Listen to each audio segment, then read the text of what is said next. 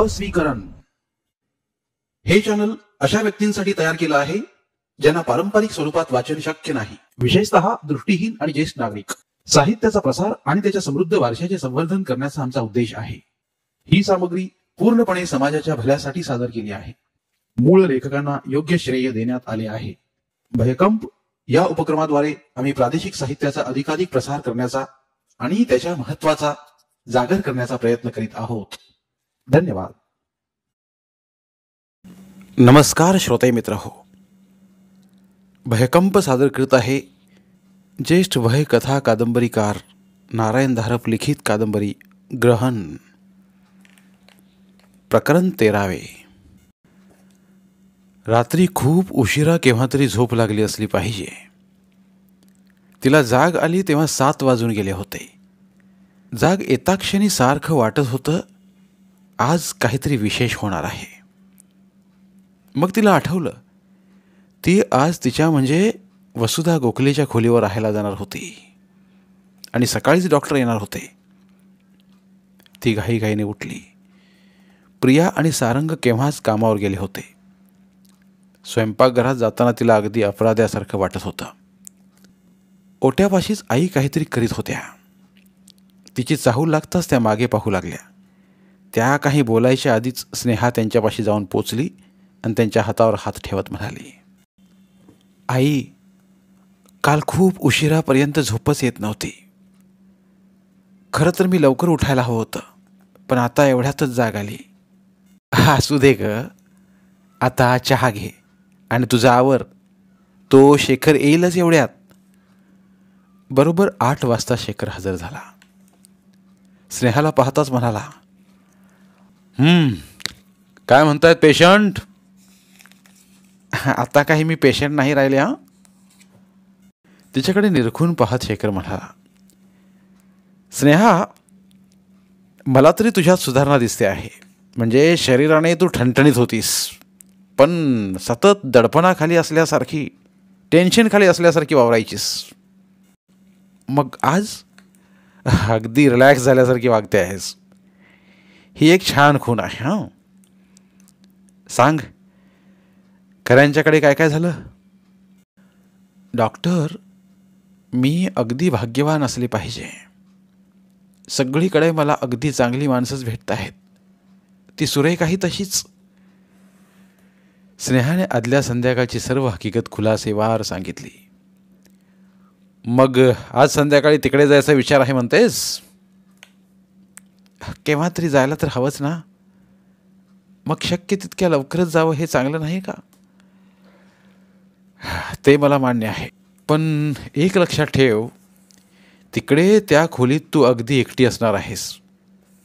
इथली गोष्ट वेगळी होती. खोलीत तू एकटी असलीस तरी आसपास हाकेच्या अंतरावर माणसं आहेत ही जाणीव सतत मनात होतीच. स्नेहा, तू जराशा चमत्कारिक प्रसंगातून गेली आहेस. माणसाला स्वतःबद्दल एक विश्वास, एक सिक्युरिटी वाटत असते. तुझ्या बाबतीत त्याचा अभाव आहे. रात्री अपरात्री जाग आली तर ही एकटेपणाची जाणीव जास्त प्रखर होईल. आसपास जाग नसते, आवाज नसतात, तेव्हा माणसाला विलक्षण एकटं एकटं वाटतं. तुला मी घाबरवीत नाही आहे, फक्त धोक्याची सूचना देतो आहे. आई त्यांना नाश्त्यासाठी बोलवायला आल्या.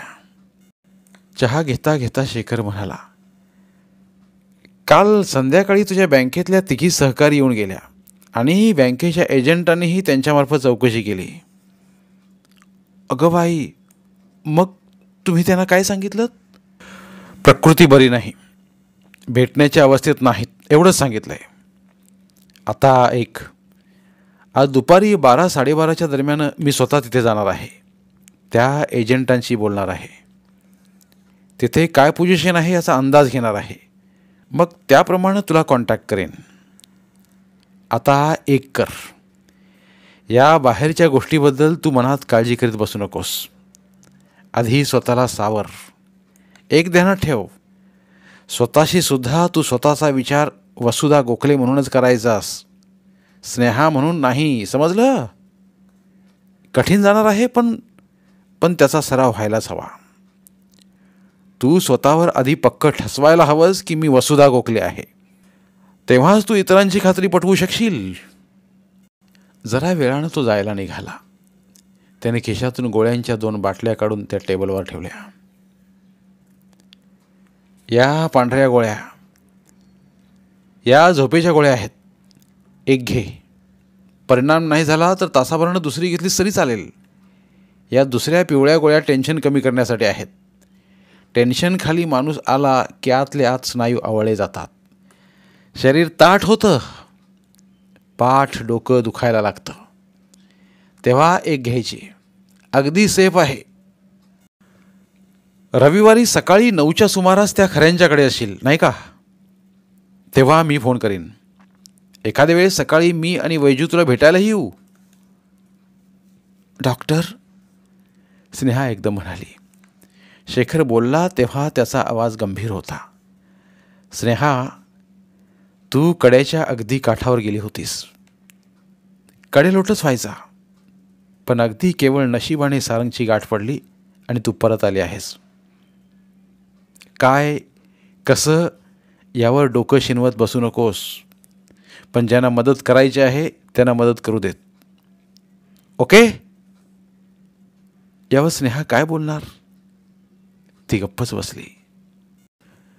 जेवणं झाल्यावर सारंगची आई आणि स्नेहा दोघीजणी बाहेरच्या खोलीत बसल्या होत्या.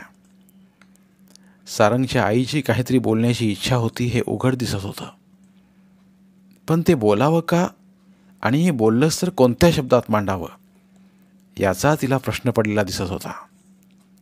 स्नेहा काहीच बोलली नाही. शेवटी एक मोठा सुस्कारा सोडून सारंगची आई म्हणाली, स्नेहा, मी काय सांगते आहे ते आपल्यापाशीच ठेव बरं का. हे नेहमी म्हणतात तुला काय बोलावं केव्हा बोलावं काहीही माहीत नाही. कदाचित ते खरंही असेल, पण मला बोलल्या वाचून राहवतच नाही आहे. कदाचित पुन्हा अशी संधी मिळणार नाही, किंवा कदाचित तेव्हा फार उशीर झाला असेल. त्या गप्प बसता स्नेहा म्हणाली, आई, तुम्ही कशाबद्दल बोलता आहात? स्नेहा, सारंग संबंधात मी तुला सांगितलं आठवतं? मंगला संबंधात ना? तुला कसं माहीत? त्याने नवलाने विचारलं. तळेगावहून परत येताना मीच त्यांच्यापाशी हा विषय काढला होता. तो विषय काढला की तो असा रागावतो.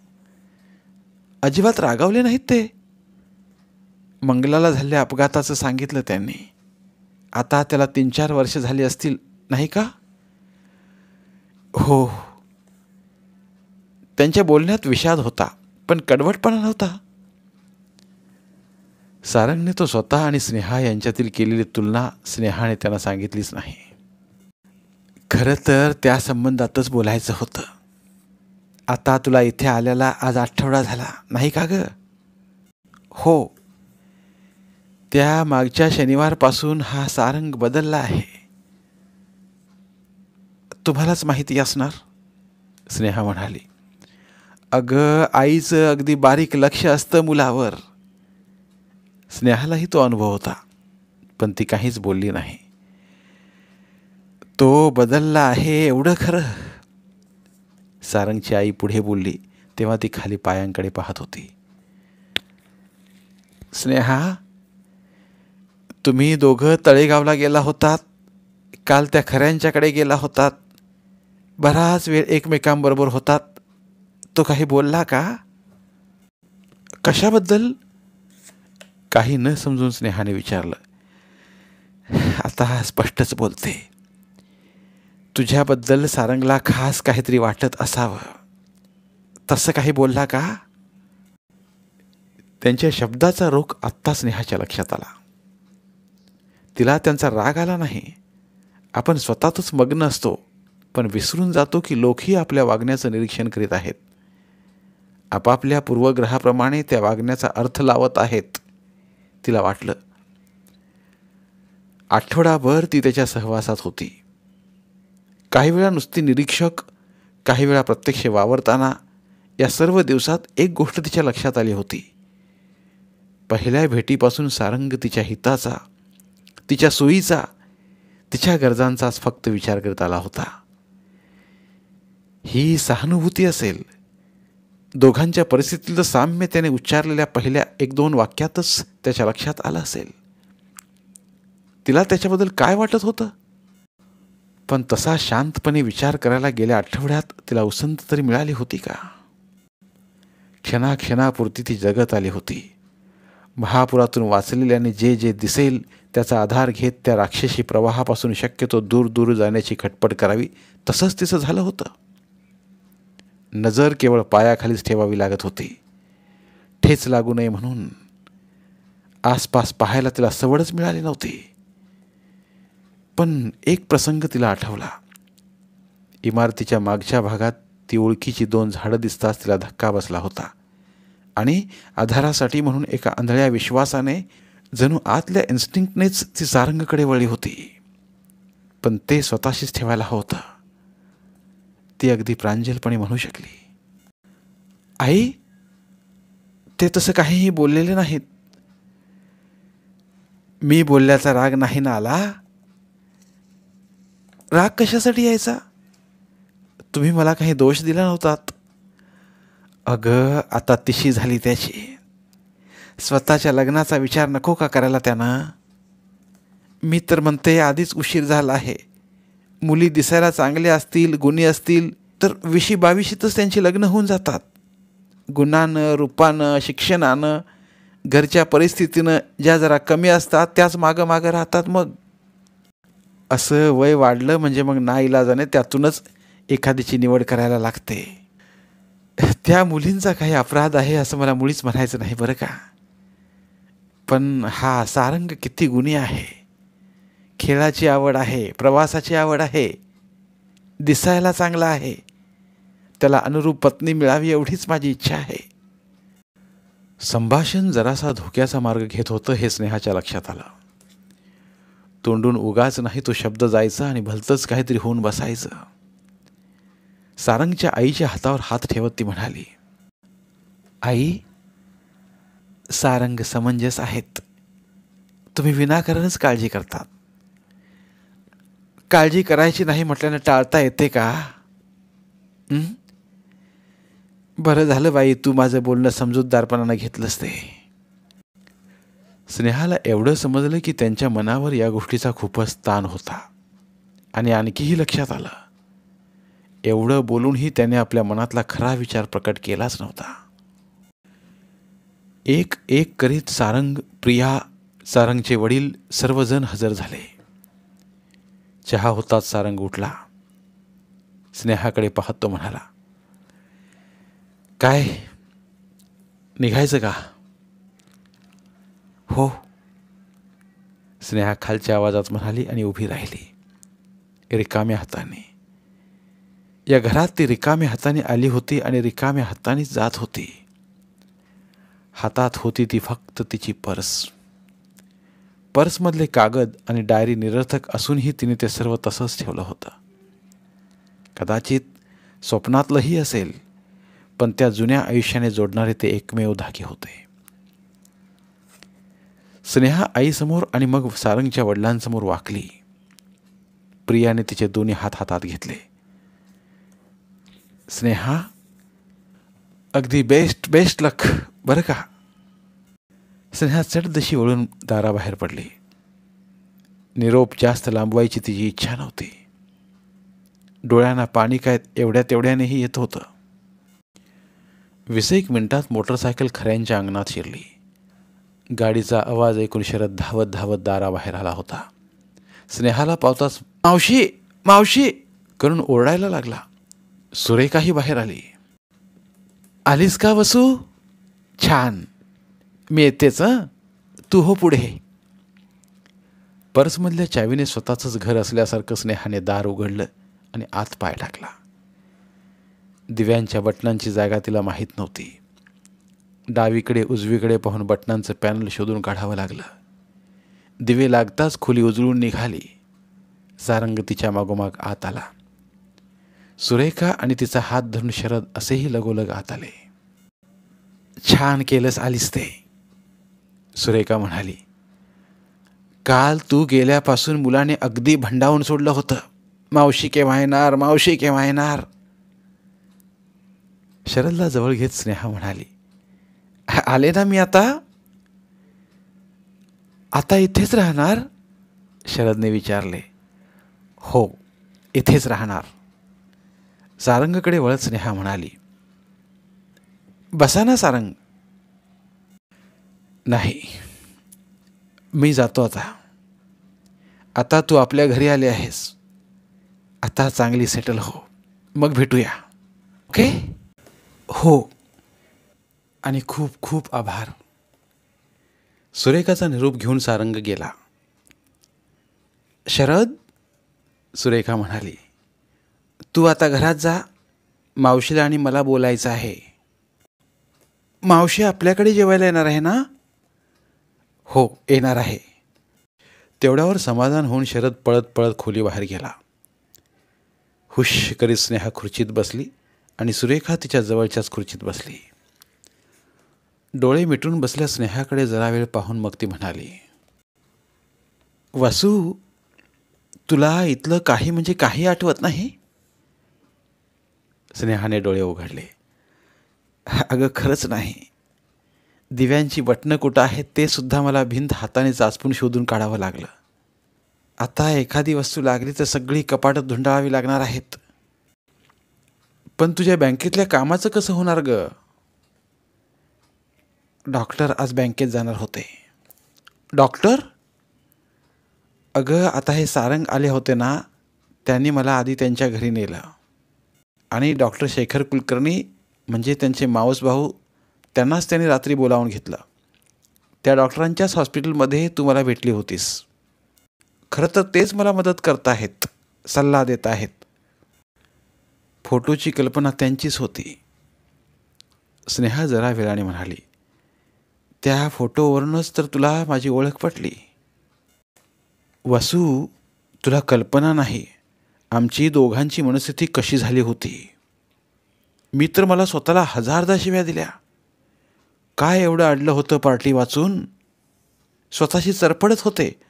अगं रात्र रात्र झोप यायची नाही.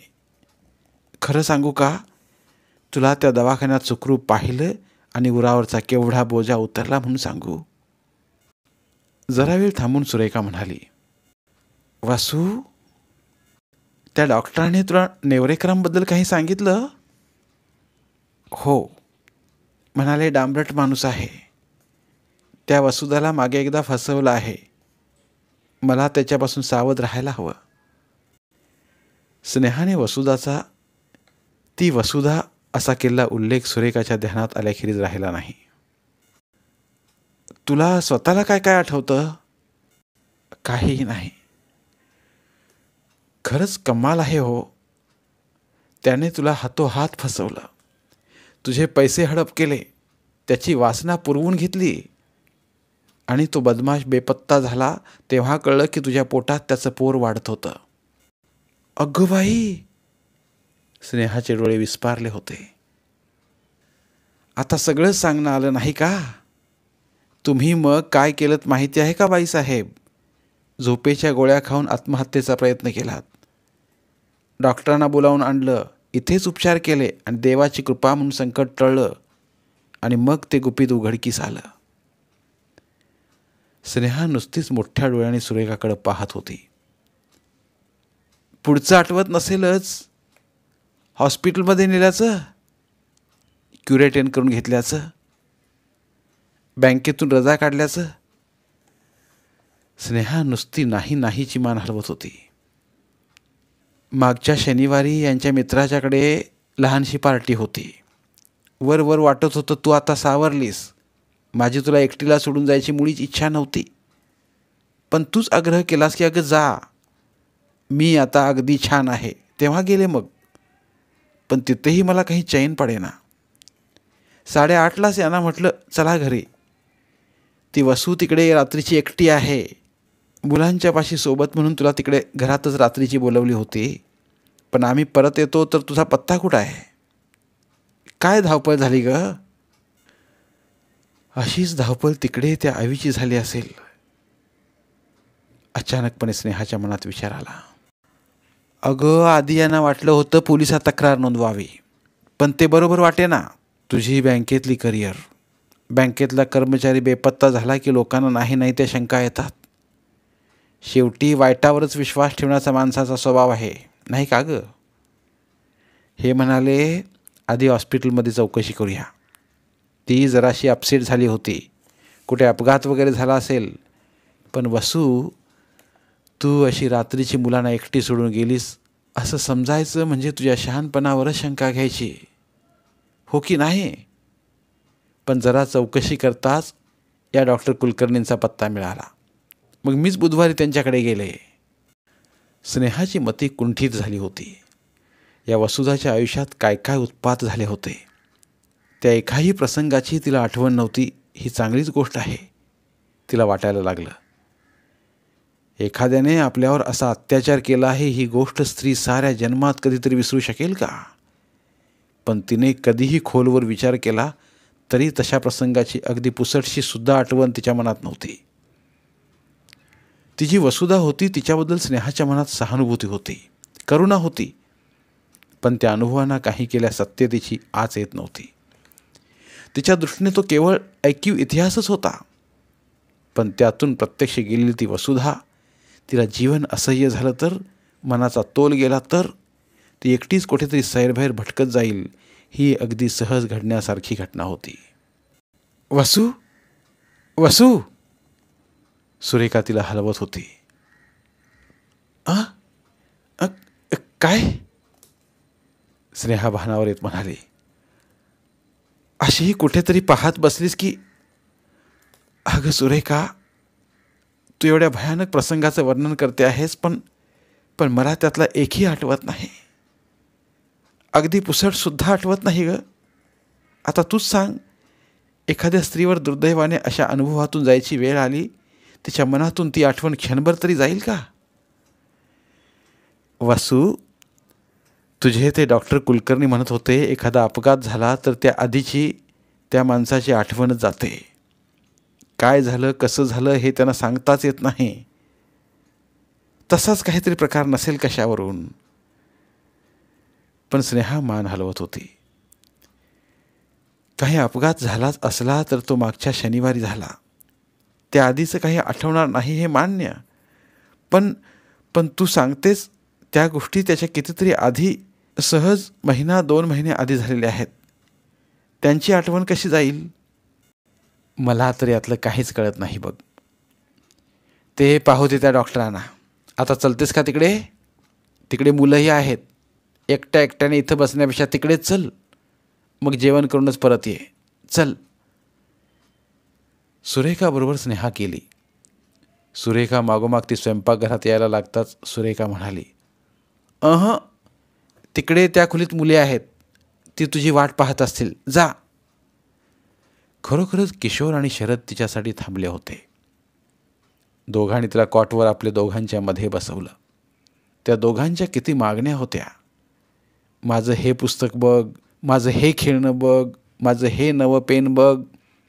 त्यांच्या निरागस प्रेमाने तिचं मन अगदी भरून आलं. त्यांच्याशी गप्पा मारण्यात, एकमेकींना कोडी घालण्यात, गोष्टी सांगण्यात वेळ कसा पाहता पाहता गेला. बेबी मुन्नाबरोबर ती अशी तासच्या तास काढत नसे का? आठवण अपरिहार्य होती. पण आता प्रत्येक वेळी आठवण काढताना तिचा त्या आठवणीच्या खरेपणाबद्दलचा विश्वास कमी कमी होत चालला होता. चला रे जेवायला, सुरेखा बोलवायला आली. धन्यवाद. उर्वरित कादंबरी. धन्यवाद. प्रिय श्रोते मित्र हो, आपल्यासाठी एक आवाहन. आमच्या चॅनलच्या प्लेलिस्ट विभागात तुमच्यासाठी शेकडो कादंबऱ्यांचे ऑडिओ बुक्स उपलब्ध आहेत. तिथे प्रत्येक कादंबरीचे सर्व भाग एकत्रित मिळतील. त्यामुळे सध्या सुरू असलेल्या क्रमशः कादंबरीच्या पुढील भागासाठी वाट पाहण्याची गरज नाही. तुमच्या वेळेनुसार तुम्ही संपूर्ण कादंबरी सलगपणे ऐकू शकतात आणि साहित्याचा आस्वाद घेऊ शकता. कृपया आमच्या चॅनलच्या होमपेजवर जाऊन प्लेलिस्ट चेक करा आणि तुमची आवडती कादंबरी निवडा. धन्यवाद.